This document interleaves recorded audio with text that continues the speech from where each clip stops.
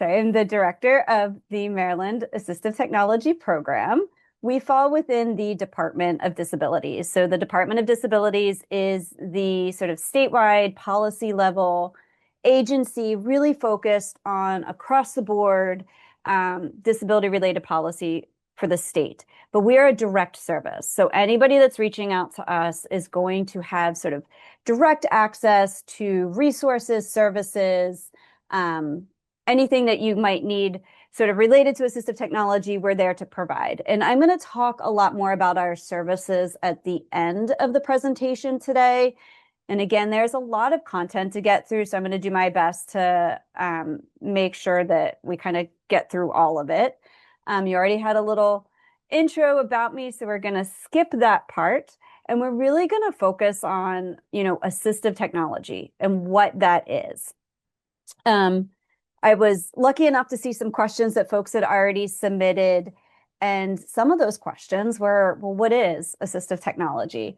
And that's a great question. So assistive technology, if we're looking at the definition, it refers to any device or software that is designed to support an individual with a disability in their daily lives.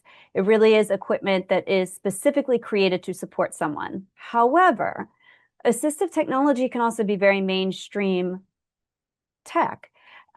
So we all have the ability to talk to our cell phones and speak our text messages into our phones. That is speech to text. That is a very typical type of assistive technology.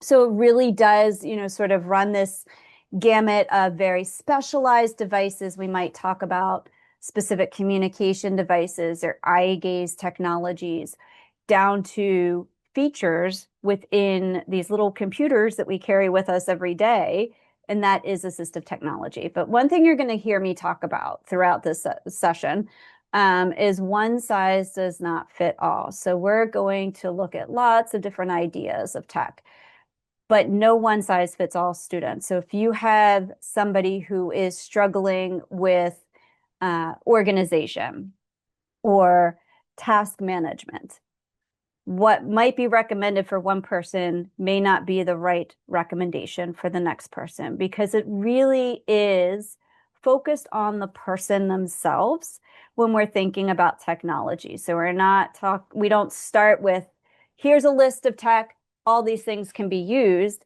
It's, let's look at this person, let's figure out what their strengths and weaknesses are, and then let's go from there to figure out what technology is going to work for them. So no one size fits all. I'll probably say that again, but it is something just to keep in mind when we think about assistive tech. And when we're thinking about AT versus educational technology, educational tech is usually the stuff that's sort of put into the classrooms universally. We want it to be largely accessible. So if your school is using Google Classrooms a lot, we want to look at, what is sort of universally accessible within Google Classrooms, but assistive technology are those individualized solutions that are then put into place to support a student. Now, I realize not everybody here has children who are students in school, but we do kind of use the same sort of framework. So there is lots of technology that's out there, that's mainstream, that can be accessible. But when we're thinking about assistive technology, it is using tech as an individualized solution to an individual situation or need. So that really is sort of the difference in assistive technology versus educational technology or just general accessible technology. Some ideas of tech that could be used in the classroom, used at home. There is mind mapping technology. So there's software programs. You can honestly use AI to help with a lot of mind mapping. Note-taking technologies. So that could be something built into Microsoft. It could be something that is specialized, like a smart pen that helps with note-taking. There's all types of organizational supports, time management supports. Again, we're going to dig into a variety of these items, but lots of things out there that are considered assistive technology. It's really that application of what exists and how do we apply it to an individual need. So how is it supporting that person in the individual tasks that they have in front of them? And of course, you might hear things referenced as low tech, mid tech, high tech. It runs this gamut. Low tech can be really simplified things. Usually it does not include any type of battery or plug-in or anything like that. That could be specialized pencil grips, can be page holders, it can be adapted scissors, writing aids. Then we have mid tech. Those could be calculators, talking calculators, it could be audio books, things that we call digital graphic organizers, being, like a software program that helps where you just kind of put in a main idea and it helps generate sub ideas, and you can put in points that you want to reference, and it helps create little visual maps. It can be really helpful to students when they're struggling to take, a concept and turn it into a paper. And then we have high tech. That's where, we typically refer to things like communication devices, certain types of screen magnification software, speech to text or text to speech. So again, low tech to high tech, it's kind of helpful to know the difference, especially when we think about these in relation to IEPs and accommodation requests for students. So IEPs if they're in the K through 12 space, accommodation requests if they're in higher ed. And of course, all of this applies regardless if someone's looking at community living supports or work supports. Just knowing the difference can sometimes be a little bit helpful. So the SETT framework is sort of a mindset that we use within the AT space. This is typically the language that's used in K through 12 when students are being evaluated for assistive technology in their IEPs. The SETT framework stands for the student, the environment, the task, and the tool. And that's sort of the concept of how you think about applying a technology solution. So you start with the student. You want to know what their strengths are, what their weaknesses are, where they're struggling. So if we've got a student who does really well in math, but they're struggling in ELA, so that English language arts area, and really what they're struggling with is writing papers, that's where we want to start noting this information. We want to, again, list those strengths. What are they really, really good at? Where are they struggling? The environment's important too, because that plays a large part in understanding what sort of solution or tech solution is going to be relevant and useful. So we want to know sort of the setup of the classroom. Are they in a room that is relatively noisy? Is there a lot of bright light, loud noise?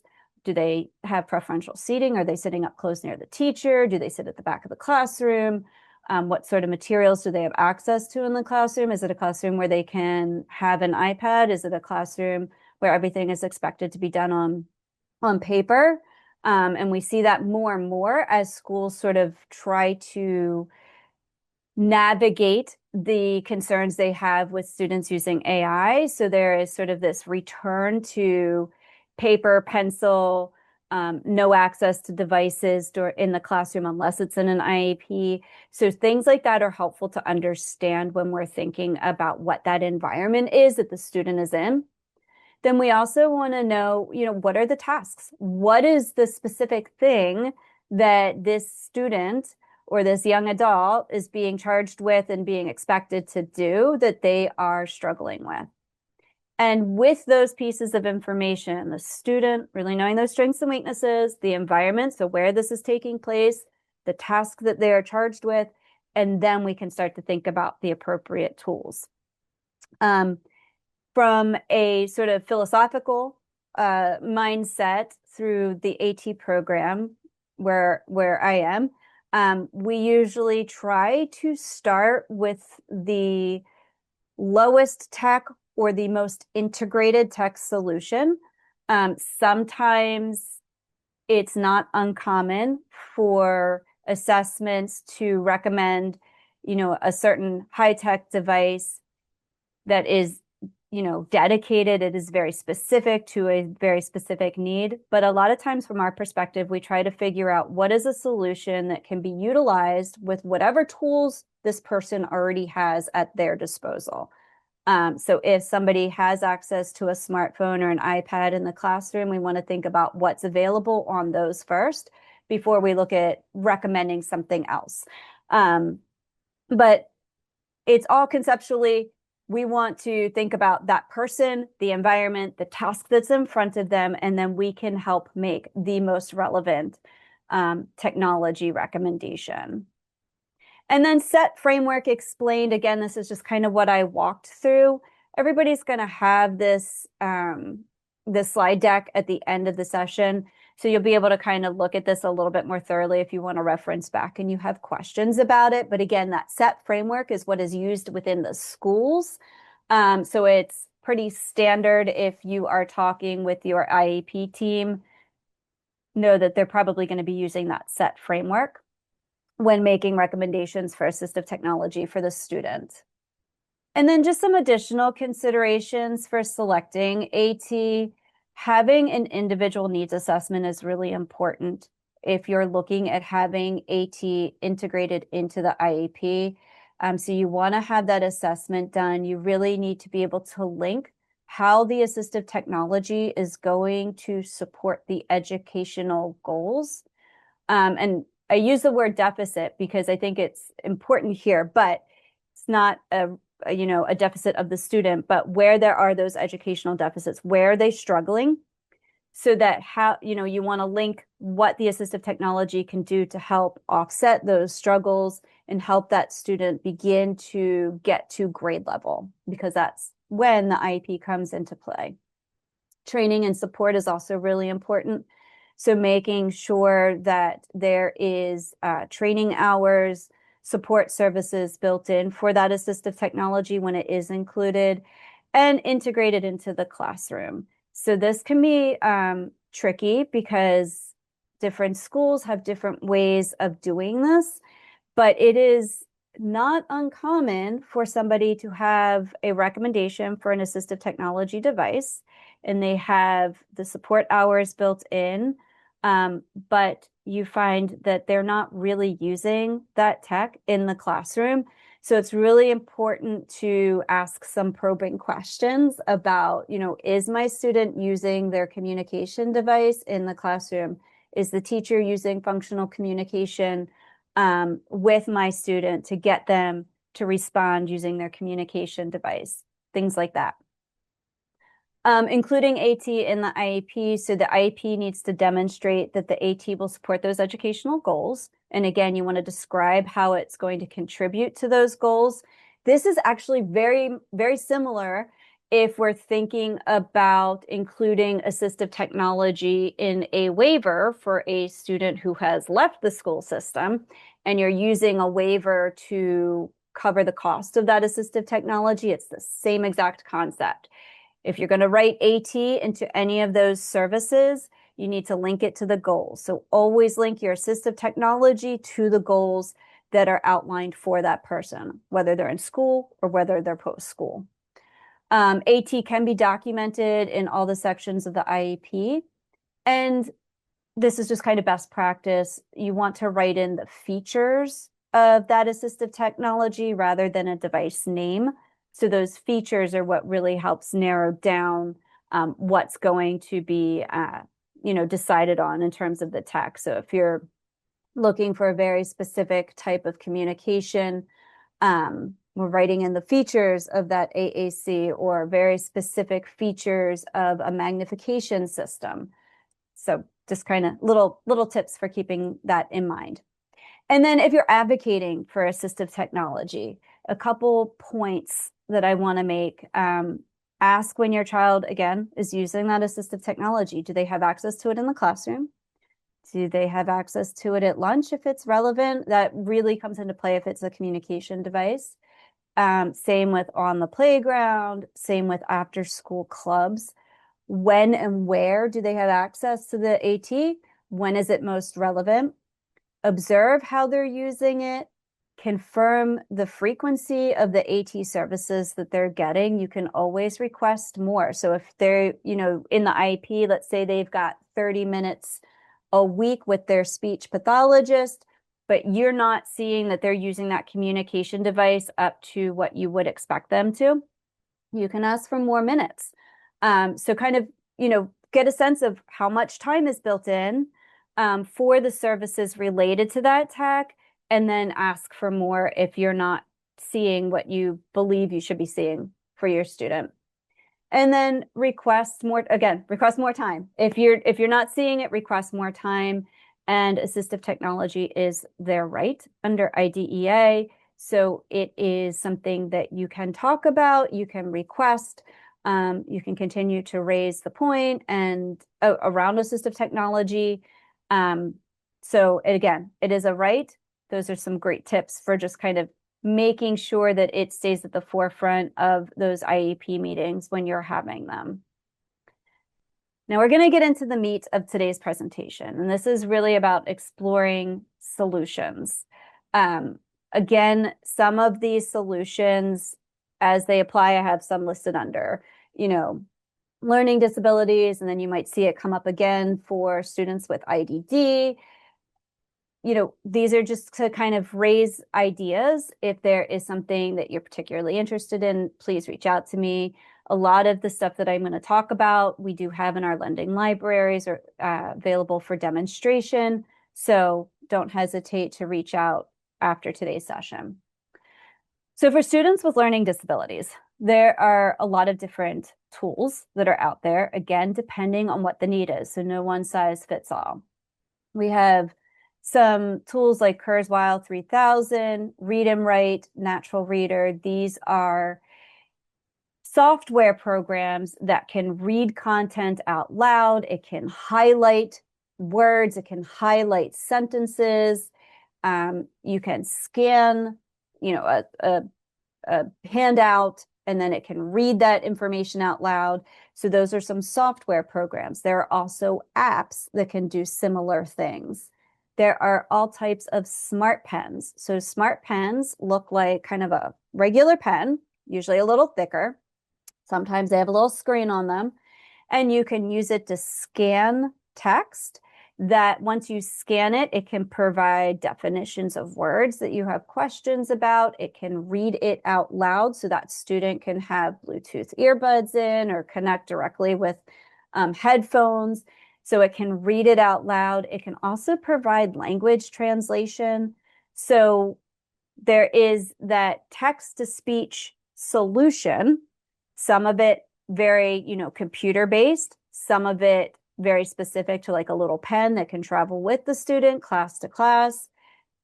No one size fits all. So really that's where we come into play to help sort of figure out what is the student's needs, what are their strengths and weaknesses, what is the environment that they're using it in.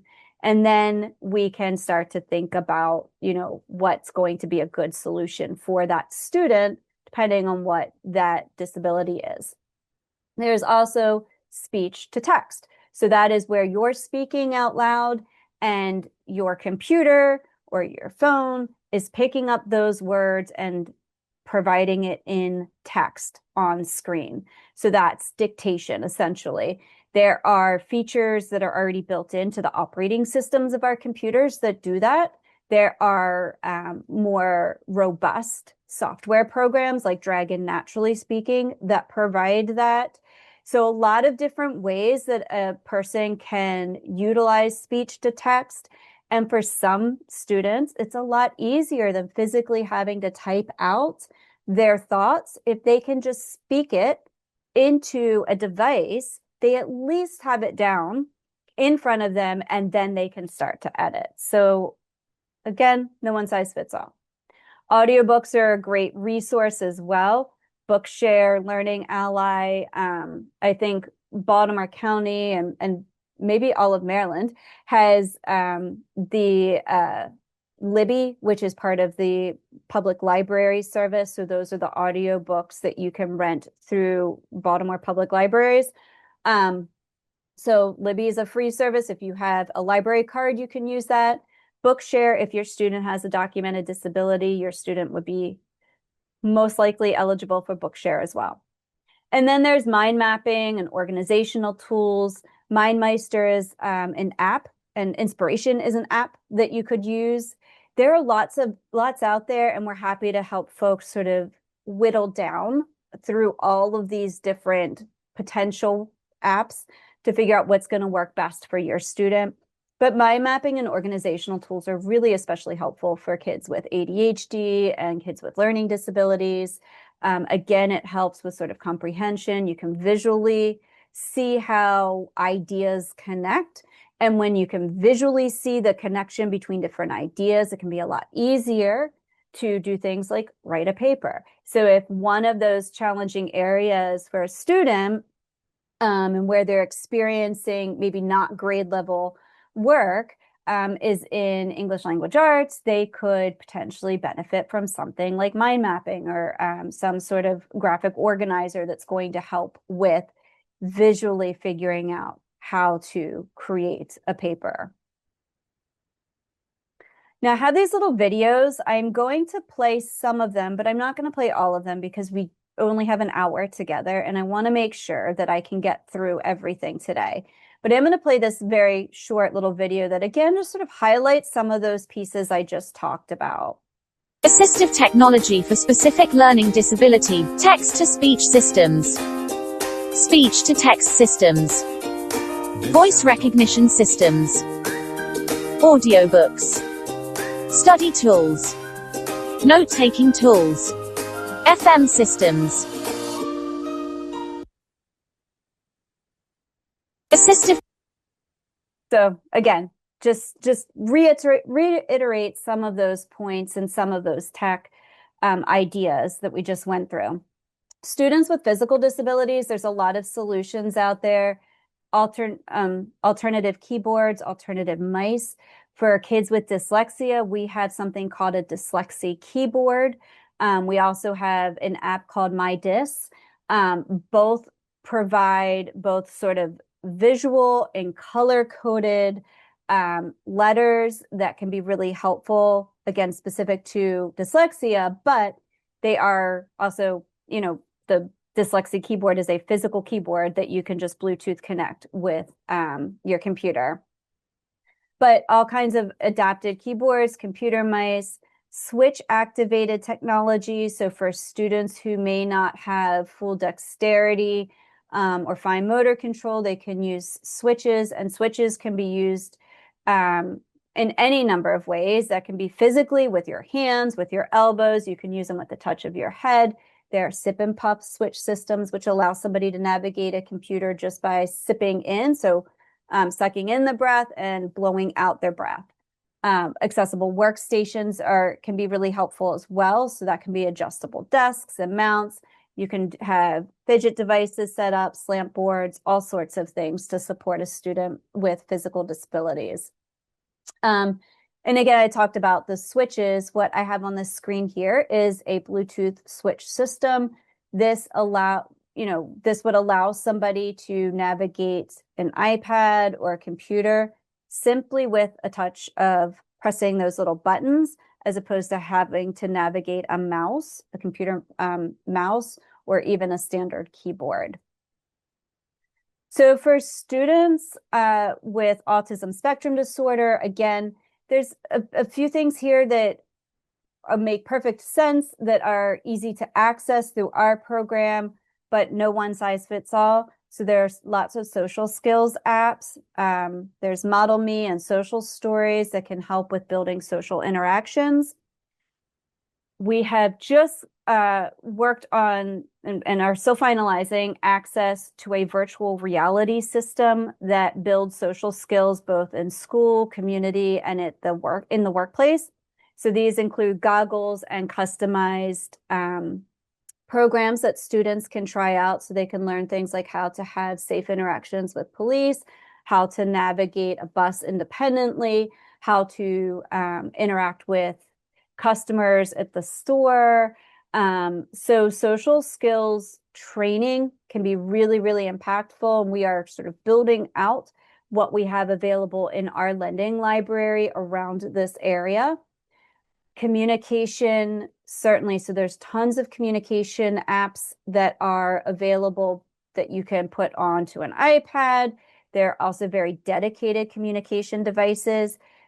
Within our lending library, I'd say we have anywhere from 20 to 30 different communication systems that somebody can use, from complex sort of dynamic displays. Again, that's like what you would see on an iPad, down to some switch type communication devices where you can start to like link together little switches and then build sentences to expand that functional communication. So lots of different communication solutions that are out there. We actually just had an opportunity to explore one that uses AI as well. So it is a communication app that you can put onto an iPad or a phone, but it also uses AI to pick up what the actual conversation is that's happening in that moment and create sort of conversation relevant responses, so that that person who is utilizing that communication app can be as integrated into that current conversation as possible. So there's a lot going on in the AAC space as we see AI sort of become more and more integrated into the tools that we use every day. Visual schedules, timers, plenty of those apps that are out there. You can create visual schedules, again, simply by just creating prompts in ChatGPT to build you out visual schedules. There are also plenty of apps that do that. And then there are some more complex, more integrated systems like ChoiceWorks that really do kind of go a little further than what you might be able to just create on your own. So there are a lot of solutions. You want to relate each of these to whatever the task is that your student needs to accomplish. So just kind of keeping that in mind. And noise canceling headphones or earbuds, again, they can be great supports for folks depending on, you know, the type of classroom they're in and what their needs are. And you can see in this picture, this girl's wearing earbuds, and it is connected to a smart pen. So what she has there in her hand is a smart pen. She's running that pen along the lines of text in a book, and it is reading it out loud to her. So, you know, AT can sort of be integrated into lots of different educational situations. And then a case study using headphones to support a student who is in a classroom where there is a lot of potential noise, sort of unpredictable sounds. Those headphones can really help with the student staying focused. They can support the student just creating that sort of audio calm. For students with neurodiversity, executive functioning challenges, lots of time management apps that are out there. My Study Life is one that's I sort of recommend for older students, but there are things like Focus Booster. You can also put extensions onto like a Google, if you're using like a Google Chromebook and that student's using Chrome as their browser, there's lots of extensions out there to sort of reduce the amount of time they're spending on certain sort of distracting websites. Again, note-taking apps like OneNote, which is part of Microsoft, Notability. These are all great ways to help. We also just recently got in a little device that is an AI note-taking device that uses Bluetooth. So you can just kind of set it on the desk. It's actually actively recording whatever is being spoken at that time using AI. It creates it, you know, it's generating that, it's sending it to your device, whether that's your phone, your laptop, and then it creates notes for you based on that. So something that you could have integrated directly into a classroom. And then task management apps, there's Todoist. You can set up reminders directly in your iPad, smartphone, whatever it is. Again, this is where we try to rely on whatever equipment, whatever device that person might already have access to build out sort of a system to support those tasks, those reminders, really thinking about what does this person already use so that we can just sort of streamline and integrate these supports directly into that so that there's no need for additional items. Sensory engaged assistive technology. This can look like a couple different things. So there are watch minders. Some look like sort of digital watches. They're allowed in the classroom. Some look like smartwatches. You can record up to 30 messages in this watch. It's instead of it like beeping and going off in the middle of class, it is vibrational. So it will vibrate when that message goes off. It will present the message on the screen. Again, you can do up to 30 messages a day. This can be used to help students who have pretty standard schedules. Reminder that recess will be happening in 5 minutes. You'll be transitioning to lunch in 5 minutes. You can have it set for when meds need to be taken. You can have it set to focus time. So, it can go off at a certain time each day. This is the time that we work on focus. And you can change it day to day. So Monday's schedule can be very different than Tuesday's schedule. So you can set that watch minder. Again, it's just haptic feedback. So it's just vibrational. But it is a nice sort of support. And there is a fair bit of research out there to show that this type of device really does help students with transitions who need that extra support with reminders. So some fun little solutions out there. Motivator does a very similar thing. It looks like a beeper. Again, there's plenty of research to show the efficacy of Motivator and Watchminder. We do have the Watchminder in our lending library. Excuse me, our lending library, and we have 2 versions. MeMinder is within a suite of apps really built specifically for young adults with IDD. We are just getting access to the MeMinder, but it does sort of that similar thing. It provides task prompting. It is a little bit more complex, so you can set it up to provide task prompts for all sorts of activities throughout the day. You can have images as your tasks, prompting picture by picture. You can use video prompting.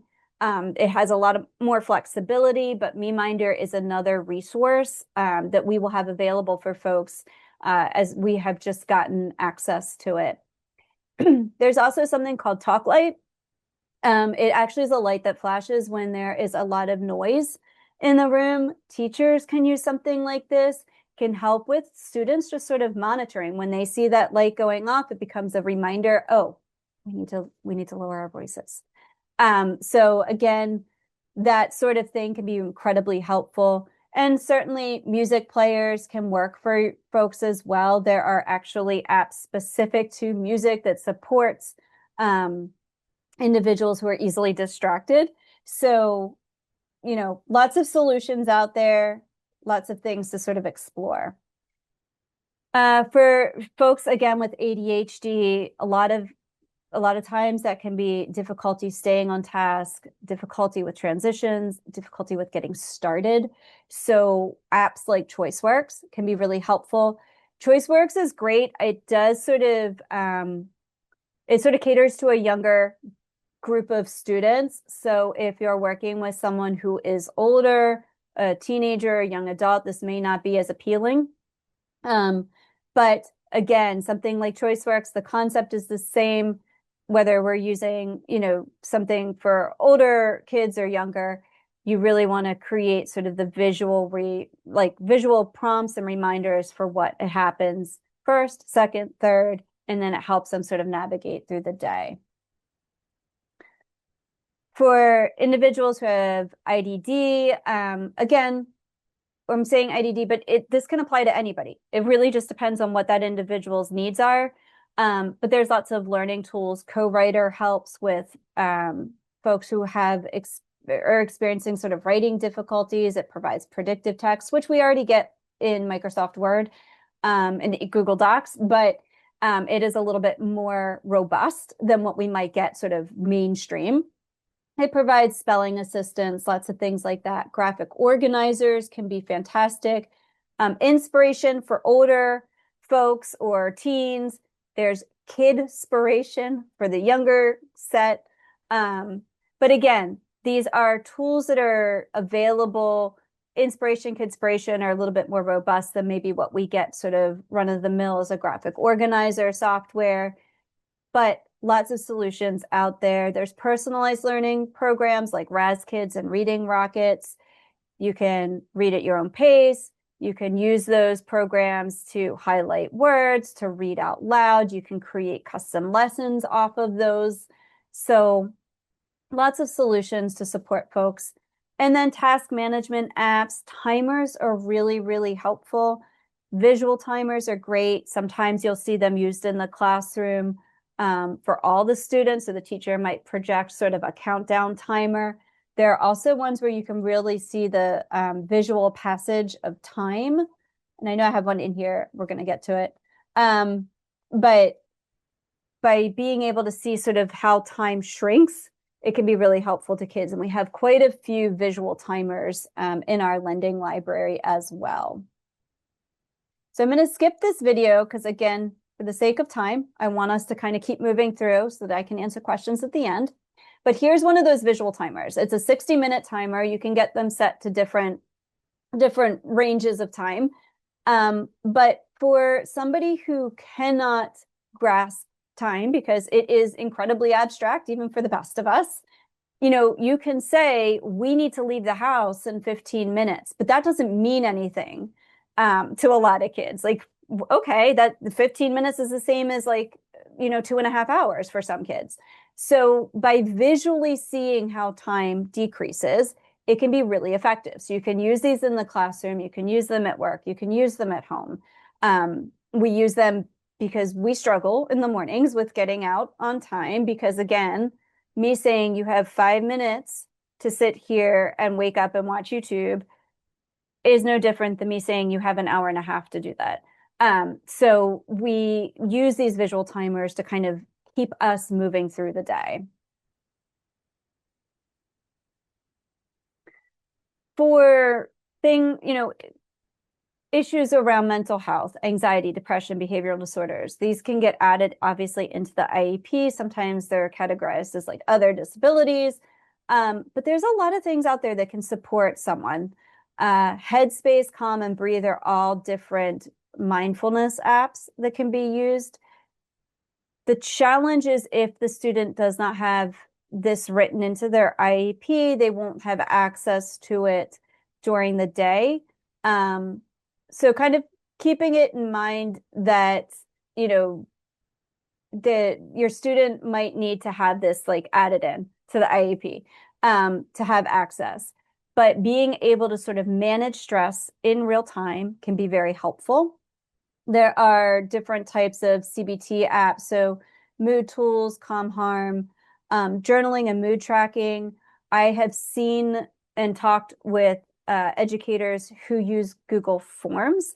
So if the student has access to their laptop during the day in the class, the student can have, or the teacher can send them a form to complete at the end of the lesson. Just, how did I feel about this? Did I struggle today? How am I feeling as I'm leaving this classroom? So lots of different ways to really do those sort of check-ins with your students or with your young adults to just gauge how they're feeling. Again, those mood tracking apps, if your kiddo has access to it, this can be really helpful just to sort of support how they're doing throughout the day and to check in. You can, depending on the individual student, there are more complex and robust programs that teachers can use where they can actually sort of log what's going on with that student during the class or throughout the day. The students can be sent a little prompt. They can just kind of check off how they're feeling.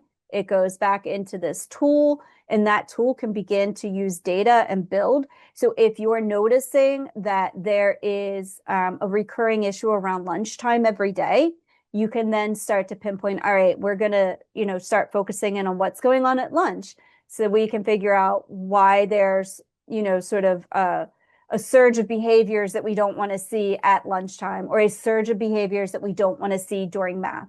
So how can we start to address that? Is this because they need to get away from something that's challenging? Is it because they're seeking additional attention during this time? So again, just ways to check in. So those are some ideas. And I'm inviting everybody to visit us on our website because we do a lot of training throughout the year. We do have a training coming up on April 28th focused on, it's called Assistive Technology After School. So AT supports for the neurodiverse young adult. And that's where we're really going to dig into things like social connections, in-home safety, out-of-home supports. But that is one piece of what we do. But we are out and about. So as the Assistive Technology Program, we are serving the entire state of Maryland. We serve people of all ages and all disabilities. We host lots of events. So up here in the left-hand corner, you see some folks who are playing video games together. This is via our inclusive and adapted gaming series that we do. We usually host 1 or 2 events throughout the year where we bring together folks with and without disabilities to play video games. We set up all the stations. We have all kinds of adapted controllers and access methods for folks to really come together to play video games. And of course, we do a lot of outreach at different events as well. We are a free service, serving all ages, serving all disabilities, serving the entire state of Maryland. Anybody can come to us. So I just throw out tons and tons of ideas for different types of tech, depending on what somebody's needs are. You can reach out to us. Caseworkers can reach out to us. Teachers can reach out to us. And we will sit down and really kind of in-depth provide a consultation on what are the specific needs of that individual. And we'll walk through that SETT framework. So we want to understand the student. Of course, not everybody's a student, but in that instance, it's the person. We want to understand the person, the environment, the task, and the tools to figure out what's going to work best for them. And again, we are free. There is no application process. Anybody can come to our program to request, a consultation, to request access to the devices in our lending library. So like the public library for books, we are the public assistive technology. We have 9 libraries across the state. Our central one is in Baltimore, but we will, in certain instances, be able to ship out devices to folks, and they can ship them back to us. But we will provide those consultations. We will provide these device loans. And then folks have the opportunity to take that equipment with them to school, to work, into the home, however they need it so that they can try it out. Our central library is, like I said, in Baltimore. We are right next to Morgan State University. But there are smaller AT libraries across the state, many of them in the Centers for Independent Living. So if you are familiar with the Center for Independent Living, you can go and access some of our more popular devices there on site. We also run a high-tech reuse center for anybody that's looking for equipment. You can't afford it, not sure how to get it. You can see if it's available in our online inventory. We take in gently used AT, that's communication devices, computer adapted peripherals for computers, amplified telephones, just a wide variety. So we take in equipment, we refurbish it, we make sure it's working, and then we provide it back out to the community for free. And again, this slide deck is going to go out to everybody, so you'll have access to the link, but you can also get to it right from our website. We also run a 3D printing fab lab. We do 3D print all types of low-tech assistive technology and provide some customization. Again, this is a free service. You can browse our catalog, which is also the request form online. You just put in or check off the items you're really interested in, and we will actually ship them out to you for free. You can even pick the colors that you want. So we have reading guides, adapted utensil handles. We have overlays for iPads, for the communication devices. We have bag carriers, just you name it, a wide variety. You can browse our catalog online. We also run a financing program. So if folks need to purchase assistive technology and it's not covered through another resource or another program, our loans run from $500 to $70,000. Obviously the $70,000 range is for things like vehicles and adopted vehicles specifically. But 500 to 10,000 for just sort of general assistive technology purchases. Thankfully, a lot of the tech that we talk about and that we show does not cost that much, but it is an option that folks can apply through our program. And we always say, follow the map. When it comes to assistive technology, first just know there's a challenge, identify what that challenge is, and then reach out to us. That's why we are here. That's why we exist. We are a federally legislated, federally funded program. Every state and U.S. territory has an assistive technology program. We are made to be sure that folks have access to our services. So reach out to us. We will provide that consultation. We are AT specialists, special educators on staff, OT on staff. So you can reach out. We will try different devices with you. It is very consumer driven. So the consumer gets to help make the decision about what's going to work best. And then from there, you can make a decision about what's going to work best for you, and then we can help guide you to getting that assistive technology. So with that, you will have access to this slide deck. You have access to, ways to connect with us, but I am going to stop sharing because I want to be able to answer questions, and I realize we are almost at time. Thank you, Lori. It's always amazing to hear about all the different kinds of technologies that are available nowadays. But we do have a couple of questions in the chat. And I will start with the first one here. So it's a question about the assistive technology library.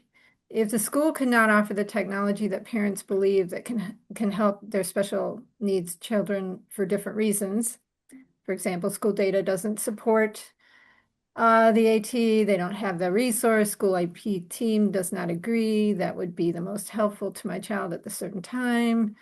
Lots of different reasons. Would parents have an option to reach out to Maryland State MDTAP to borrow, lend that technology as the resident of Maryland? Yes, absolutely. So we try to be mindful of the fact that sometimes there are different opinions around what tech or if tech is going to be useful. We can't necessarily sway the decision of the schools, but we can certainly lend you the assistive technology that you can try out. We are currently building sort of our own internal data tools that we will be using for the AT assessments that we'll be offering. So there is that opportunity to, look at what data tools we have. As a parent, you might want to try collecting the data yourself on what's working for your young adult. You can absolutely borrow the devices from us. And we have, in some instances, served as subject matter experts during IEP meetings, not to be there to take a position, but to serve as a subject matter expert about how a specific assistive technology best serves individuals with similar disabilities. Thank you. Another question is, will the school system pay for all of these technologies, or is it up to the parents, or under what circumstances might the school system pay? So if the parent in the school system or the IEP team recommend an assistive technology device, the school is obligated to cover the cost of the device that they include in the IEP. If the parents are looking for something different than what's included in the IEP, then the parents would be then responsible for purchasing whatever they sort of identify separately.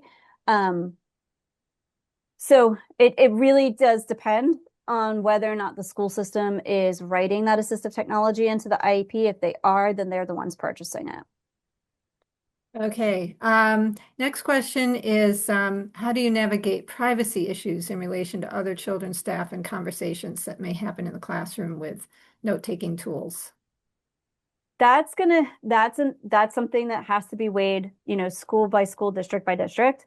So for note-taking tools, if they're using something like AI, live captioning, some of the things you want to make sure of is that it's not storing that data.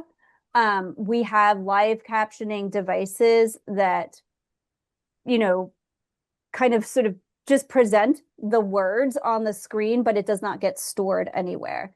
If it is note taking and it's uploading it to a device, that's where you have to get special permission. There has to be some level of working with the teacher, working with the IEP team. If it's in higher ed, working with a professor and the disability support services to make sure that that note taking is allowed and that's not sort of capturing sort of private conversations. I think this is a question about your loan library. It's asking, can you renew a loaner and for how long for each renewal? We do allow renewals as long as there's not a wait list on the device. So you definitely get 4 weeks to borrow it. If there is a wait list, we do need it back because then there's usually a long line of folks that are waiting for it. If there is not a wait list, we do offer, extensions. Folks can borrow it. Sometimes individuals will come to us for something and they need it for a full semester. And if we don't have a wait list, they can have it for the full semester. So it just kind of depends on what the device is. Okay, there's a couple more questions. There's something about how often you recommend individual needs assessment as children proceed through grades. I don't know if that can be answered quickly. I think that really is up to the school because depending on the assessments, it's usually done every 3 years from outside sources. Like my experience is every 3 years through Kennedy Krieger. However, if it's within the school system and you're seeing changes in those educational goals and the student is struggling, maybe getting further behind in grade level, they may choose to do an assessment sooner. It just kind of depends.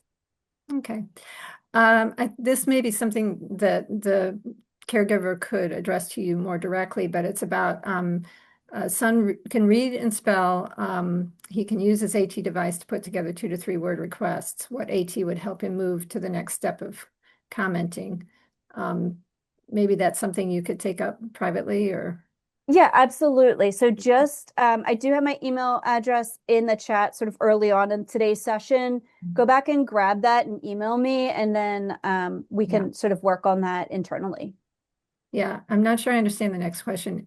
This is a follow-up to the first question, which I can't remember that was about. Is the service to have the Maryland State Joint IEP meeting free or with fees? So as subject matter experts, we have joined free. But again, it's sort of a case by case basis because it really is about like, can we demonstrate that there is proven efficacy of this particular device with this particular type of disability? And that's where we would come in as a subject matter expert. Okay. I have one last question here.